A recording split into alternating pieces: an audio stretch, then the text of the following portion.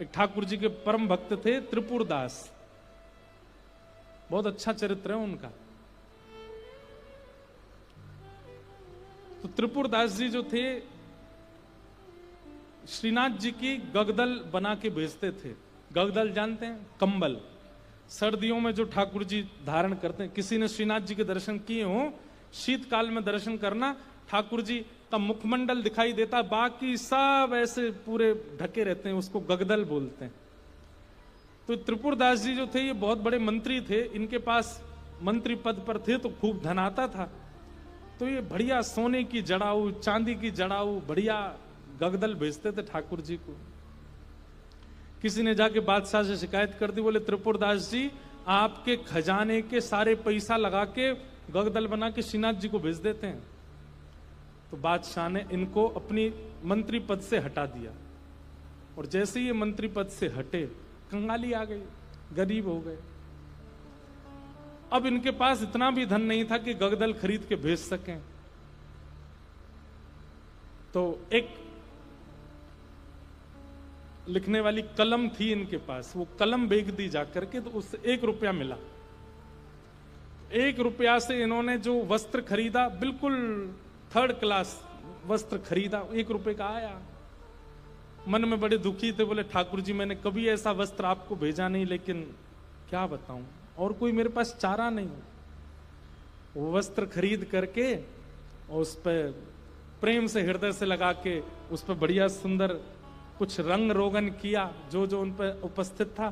थोड़े थोड़े इत्र बचे थे, इत्र लगा दिया और किसी के हाथ मंदिर भिजवा दिए। पहले तो हमेशा खुद जाते थे जब मंत्री थे, लेकिन अब मन में सोचे कि कहीं मैं ऐसी अवस्था में मंदिर गया, गुसाई जी ने अगर मुझे इस अवस्था में देखा तो वे कहीं मुझ पर कृपा करने के लिए धनराशि ना दे दें, इसलिए खुद नहीं गए, किसी के हाथों भिजवा दिया। गगदल नहीं बना पाए थे, चद्दर बनी थी, बस भिजवा दी। और कोई बात नहीं, ठाकुर जी समझेंगे मेरी परिस्थिति। शीतकाल का समय आया, यहां पर वो चद्दर जैसे ही पहुंची तो भंडारियों ने सोचा ये तो बिल्कुल सामान्य स्थिति की है, ये ठाकुर जी की सेवा में क्यों जावे, ऐसी रख दो इसको कहीं किनारे, किनारे में कहीं रख दी। शीतकाल प्रारंभ हुआ, जैसे ही ठाकुर जी को गगदल पहनाई, रात्रि में शयन करा करके गुसाई जी चले गए। रात भर गुसाई जी ठिठरते रहे, मुंह कांपते रहे, हाथ पर कांपते रहे। सुबह मंगला में जैसे ही दर्शन करने गए तो भीतर जाके जैसे ही ठाकुर जी को उठाया, और ठाकुर जी के दांतों की आवाज आ रही थी, cut cut cut cut cut cut जोर से, और ठाकुर ठिठर रहे हैं जोर से। गुसाई जी बोले 5-5 गगदल पहना रखी हैं, फिर भी ठिठर रहे हैं, अंगीठी जला के लाओ। अंगीठी जला करके ठाकुर जी के आगे हाथ सेक सेक के, कभी हाथ पे लगा मैं, कभी गालों पे लगा मैं, कभी गले पे लगा मैं। ठाकुर जी बोले जाड़ो लग रहा हो, बहुत जोड़ते जाड़ो लग रहा हो मुझे। गुसाई जी बोले जय जय। अंगीठी जला दी, 5-5 गगदल उड़ा दी, और गगदल लेके आओ। महाराज 10-10 गगदल, ठाकुर जी ढक गए पूरे रजाइयों में। 5-5 अंगीठी जला दी और ठाकुर जी हिल रहे हैं जोर से। और केवल नाटक कर रहे हो ऐसा नहीं, स्पर्श करने में बिल्कुल ऐसा लग रहा है जैसे मानो जैसे ठंडे पड़ गए हो ठाकुर जी। गुसाई जी तो इतनी चिंता में आ गए, क्या करें क्या करें क्या करें। अचानक गुसाई जी बोले 10-10 गगदल और 5-5 अंगीठी, फिर भी ठंडक नहीं जा रही, कोई लीला तो नहीं श्याम सुंदर की। ओहो, निश्चित ही किसी भक्त के द्वारा भेंट आई है और वो हमने पधराई नहीं है, इसीलिए ये सब हो रहा है। तुरंत गुसाई जी बोले किसी भक्त की भेंट आई थी क्या? क्या क्या भेंट आई बताओ।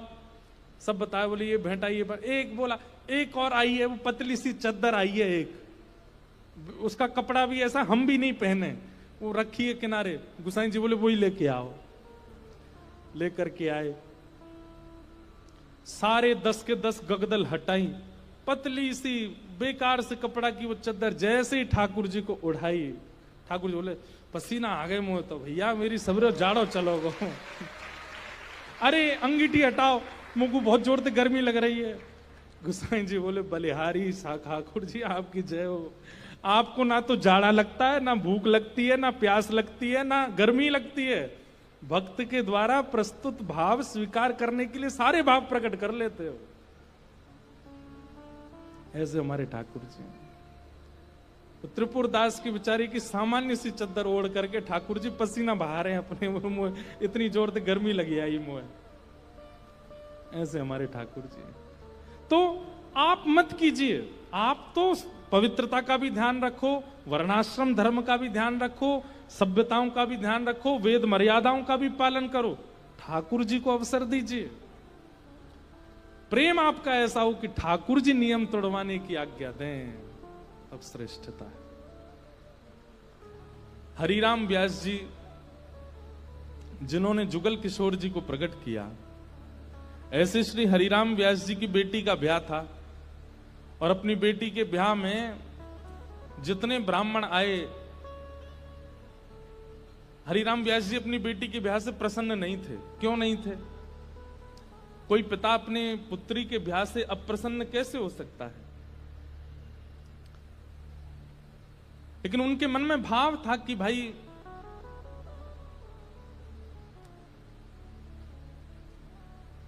वृंदावन से बाहर क्यों जा रही हो? अपनी बेटी से कह रहे थे कि भाग्य होता है तब वृंदावन प्राप्त होता है, और तुम ब्याह करके अपने पति के साथ विदा होकर के वृंदावन से बाहर जा रही हो, ये मुझे अप्रिय लग रहा है। बेटी ने कहा, पिताजी ये तो स्वभाव है कि बेटी को बाहर जाना ही पड़ता है, और बाहर कहां, जहां पति का घर है वहां जाना पड़ेगा। तो हरिराम व्यास जी बोले, तुम्हारे पास दो उपाय हैं। बोले क्या? या तो पति से कहो कि वृंदावन में घर बना ले, या फिर उसी से ब्याह करो जो वृंदावन में रहता हो। पुत्री बोली, पिताजी अब सब बातें हो चुकी हैं और हमें भी जिससे ब्याह हो रहा है वो हमको बड़ा प्रिय है, अब हो जाने दो ब्याह, ठीक है आते रहेंगे वृंदावन। तो इस बात से इतने नाराज हो गए हरिराम व्यास जी कि तुमको व्यक्ति विशेष प्रिय है।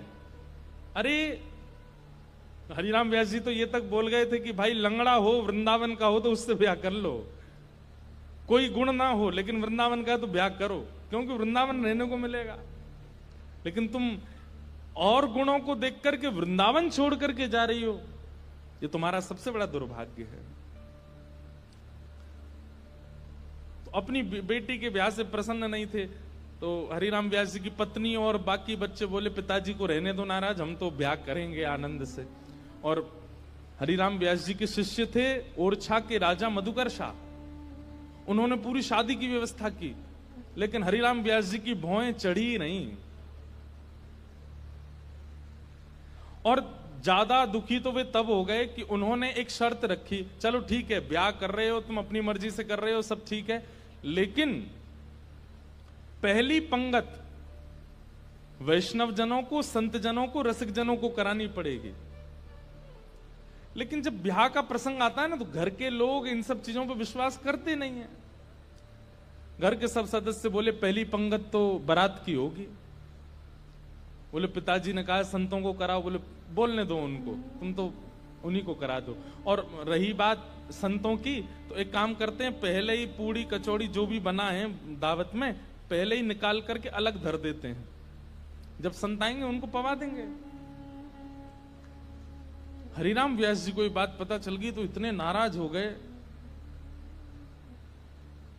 उनका एक पद भी है,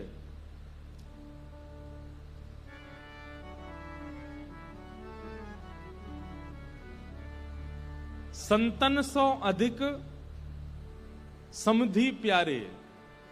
बोले संत इतने प्रिय नहीं है, वो समधि बहुत ज्यादा अच्छा लगता है, उसको तो गरम गरम खवा रहे हैं और संतों के लिए अलग निकाल दिया है। बड़े नाराज हुए, बोले संतों का अपमान कर रहे हो। बेटी बोली, पिताजी मेरा ब्याह है, आप बिल्कुल खुश नहीं हो। बोले मुझे खुशी करानी है तो वृंदावन से बाहर मत जाओ। ब्राह्मण लोग आए जो ब्याह पढ़ा रहे थे, तो हरिराम व्यास जी बड़े विद्वान थे, तो ब्राह्मण आकर के बैठे, सबने बैठ करके हरिराम व्यास जी से वार्ता की। तो ब्राह्मण सब बोले, व्यास जी कोई अच्छी बात सुनाओ। तो हरिराम व्यास जी पद गाने लगे, वे मरे जिन मेरे घर ब्याह पड़वायो। सारे ब्राह्मण बोले ऐसा मत कहो। भगवान बोले कि तुम भाग जाओ यहां से, या तो पुत्री को कहो कि वो वृंदावन छोड़ करके नहीं जाए, और यदि वो जाने का मन बना चुकी है तो वो सब मर जाएंगे जिन्होंने ब्याह पढ़ाया। ब्राह्मण तो घबरा गए। फिर अंत में मधुकर शाह जो राजा थे और छाके, उन्होंने हरिराम व्यास जी को प्रणाम किया, बोले मैं जिम्मेवारी लेता हूं, आपके दामाद और बेटी बाहर नहीं जाएंगे, मैं यहीं घर बनवा दूंगा, वो यहीं रहेंगे। तब हरिराम व्यास जी प्रसन्न हुए। मतलब हम संसारी लोग हैं, हमारे लिए कई बार रिश्ते नातेदार ज्यादा हो जाते हैं, ठाकुर जी से ज्यादा हो जाते हैं, हमारे लिए कई बार दिखावा ज्यादा हो जाता है, कई बार सब प्रदर्शन में हम लोग ज्यादा चले जाते हैं, हमारे लिए भक्ति भाव कहीं पीछे छूट जाता है। पर वृंदावन को भजने वाले के लिए ठाकुर जी प्रधान है और कुछ प्रधान नहीं है। इसलिए वहां धर्म प्रधान नहीं है, प्रेम प्रधान है। एक भगवान के परम भक्त थे, नारायण दास उनका नाम था, बहुत ध्यान से सुनना। नारायण दास जी को भी वृंदावन से बहुत प्रेम था, और वृंदावन का प्रेम उन पर ऐसा चढ़ा कि वो गोपी भाव में रहने लगे। और कैसा गोपी भाव? श्रृंगार कर लेते, बिंदी लगा लेते, मांग में सिंदूर भर लेते, बड़े बड़े केश कर लिए थे, पैरों में नूपुर पहनते, हाथों में चूड़ियां पहनते और लहंगा पहन करके और बढ़िया सुंदर श्रृंगार करके किसी के सामने नहीं जाते थे। अपने गोपाल जी उनको तैयार करके, उनका श्रृंगार करके उनका भोग लगा के उनके सामने नाचते थे, अपने ठाकुर जी के आगे, और किसी को नहीं दिखाते थे, बस अपने ठाकुर जी को दर्शन कराते थे। नाचते थे, गाते थे, रिझाते थे, और फिर नाचते नाचते फिर प्रसादी सिद्ध करते, प्रसादी सिद्ध करके फिर राजभोग करा देते, व्यारू करा देते, कलेऊ करा देते, ठाकुर जी के अष्टाम लीला करते, अष्टयाम भोग धराते, लेकिन नृत्य और गायन ये दो सेवा नहीं छोड़ते थे। लेकिन धीरे धीरे वैष्णवों ने उनको देखना ढूंढना शुरू कर दिया, लोग उनकी कुटिया में जाने लगे। तो वैष्णवों को तो वो बैठने देते थे, बोले आप सब तो ठाकुर जी के समान हो, आपके सामने तो मैं नाच सकता हूं। सब लोग इधर देखो, ध्यान से, आवाज आ रही है हमारी? नृत्य कर रहे थे। नृत्य की ख्याति ऐसी हुई कि एक बार एक बहुत श्रेष्ठ नृत्य करने वाला व्यक्ति आया, और उसको किसी ने कहा कि भाई हमारे यहां एक साधु हैं, वो किसी के आगे नृत्य नहीं करते, ठाकुर जी का एक बार उनके नृत्य देख लो आप। तो बहुत बड़े नृत्य करने वाले ने जब उनका नृत्य देखा तो वो बोला कि महाराज, मैं बड़े बड़े दरबारों में जाकर के नृत्य करता हूं, ऐसा नृत्य मैंने आज तक नहीं देखा। सब लोगों ने कहा, बोले भैया ये ठाकुर जी के लिए नृत्य करते हैं। लेकिन उस नृत्य करने वाले ने किसी बादशाह को खबर करा दी कि वृंदावन में एक महात्मा है, और बोले वो गोपी बनकर के अपने ठाकुर जी के आगे नृत्य करते हैं और गाते हुए नृत्य करते हैं, ऐसा नृत्य मैंने आज तक नहीं देखा। बादशाह के तो मन में आ गई कि मुझे उनका नृत्य देखना है, और प्राचीन काल के राजाओं के मन में आ जाए और वो ना मिले तो वो तो मारने तक आतुर हो जाते थे। उन्होंने अपने सैनिकों को भेज करके कहा कि आपको नृत्य करने के लिए बादशाह ने बुलाया है, या तो चलिए, और अगर आप इनकार करोगे तो आपकी कुटिया जला देंगे, आपके ठाकुर जी छीन लेंगे, और फिर कभी नृत्य करने लायक बचोगे नहीं। ऐसी स्थिति पड़ गई। रोने लगे अपने ठाकुर जी के आगे, बोले नाथ, मेरा नृत्य किसी और को रिझाने के लिए नहीं है, ये मैं कैसी स्थिति में आपने डाल दिया हूं। अगर जाता हूं तो मेरा नृत्य, मैं नृत्य को प्रसाद के रूप में प्रस्तुत करता हूं, वो झूठा हो जाएगा। कोई और अगर उसका आस्वादन करेगा तो वो फिर उच्छिष्ट हो जाएगा, और उच्छिष्ट वस्तु आपको कैसे पधराऊंगा दोबारा। और यदि नहीं जाता हूं तो कुटिया जला देंगे, आपको छीन लेंगे, राजा है, ताकतवर है, उसके आगे मेरी चलेगी नहीं। रात भर रोते रहे अपने ठाकुर जी के आगे। इतने में ठाकुर जी स्वप्न में प्रकट हो गए। और स्वप्न में प्रकट होकर के ठाकुर जी बोले, तुमको वहां नृत्य करने में दिक्कत क्या है? बोले, मैं आपके सामने नृत्य करता हूं बस। तो बोले, हमको ले चलो, हमें वहां बैठा देना, हमें देखते देखते नाच लेना, राजा को भूल जाना। तब वो कहते हैं, बोले कि महाराज वो स्थान आपके लायक नहीं है, वो राजा है, वो मांस भी खाता है, मदिरा भी पीता है, ना जाने कैसे कैसे उसके आचरण हैं, उसका स्थान कैसा है, वहां पर नृत्यांगनाएं आती हैं, ना जाने कैसे कैसे वहां पर व्यवहार होते हैं, वहां मैं अपने ठाकुर जी को लेके नहीं जाऊंगा। ये वैष्णव का स्वरूप होता है, वो अपने ठाकुर जी के आगे प्रदर्शन को आगे नहीं करता, वो अपने ठाकुर जी की सेवा के आगे एक बार को बड़े से बड़े उत्सवों का त्याग कर देगा, बड़े से बड़े उपाधियों का त्याग कर देगा, लेकिन अपने ठाकुर जी को ऐसे ही कहीं बेक नहीं देता। बोले, ये तो नहीं चलेगा, आपको लेके तो नहीं जाऊंगा मैं। तब भगवान बोले, तो फिर नहीं जाओगे तो ये लोग तुम्हारे कुटिया उजाड़ देंगे। तो फिर वो बोला, आप इतना भी नहीं कर सकते, तो फिर काय बात के भगवान, आज तक मैंने आपसे कुछ नहीं मांगा, लेकिन इसका समाधान बताओ मैं कैसे करूं।